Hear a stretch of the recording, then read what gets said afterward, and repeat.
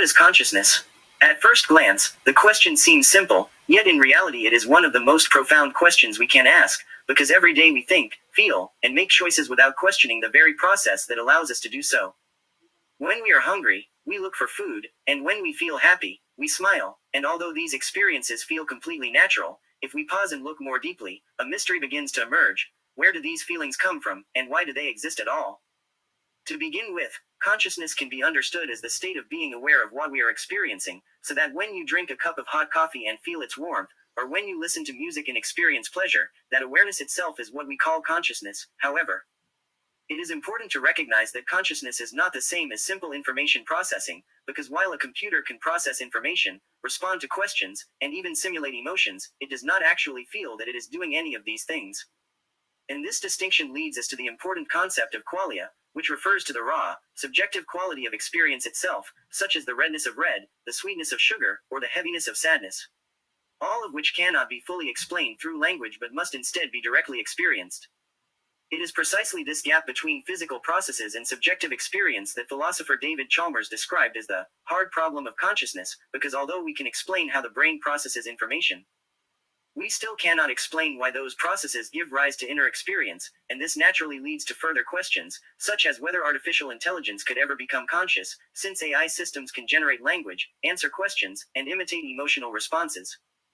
Yet most scientists maintain that these systems do not truly feel anything, as they rely on computation and output rather than lived experience, meaning that while humans possess both thought and feeling, AI, at least for now, operates only through calculation.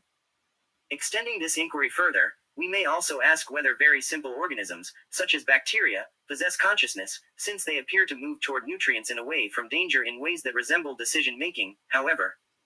scientific understanding generally interprets these behaviors as automatic responses rather than conscious experiences, given that such organisms lack the neural structures required for subjective awareness. Although some thinkers still leave open the possibility that even the simplest forms of life might possess a minimal form of consciousness. From here, we can explore several major perspectives on the nature of consciousness, beginning with the widely accepted scientific view that consciousness emerges from the brain, according to which complex interactions among neurons give rise to conscious experience in much the same way that steam emerges when water boils, and while this perspective is strongly supported by research in neuroscience and cognitive science, it still does not fully explain why these processes produce subjective experience. For example, philosopher Daniel Dennett argues that consciousness is not a separate entity but rather a constructed phenomenon arising from brain activity, while Patricia Churchland maintains that the mind can be entirely explained through neural processes.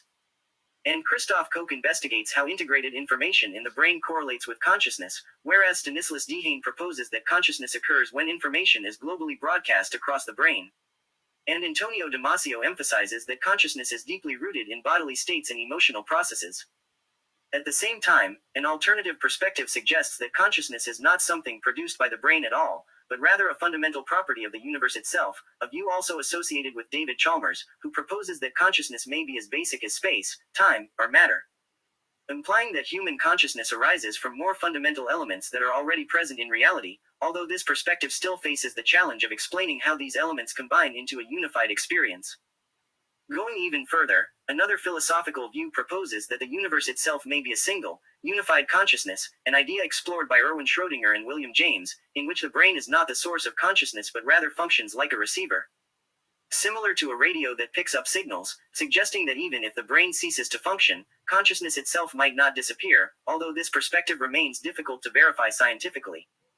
Finally, the discussion becomes even more intriguing when we consider possible connections between consciousness and quantum physics, where concepts such as the observer effect and quantum entanglement raise questions about the role of observation in determining physical reality,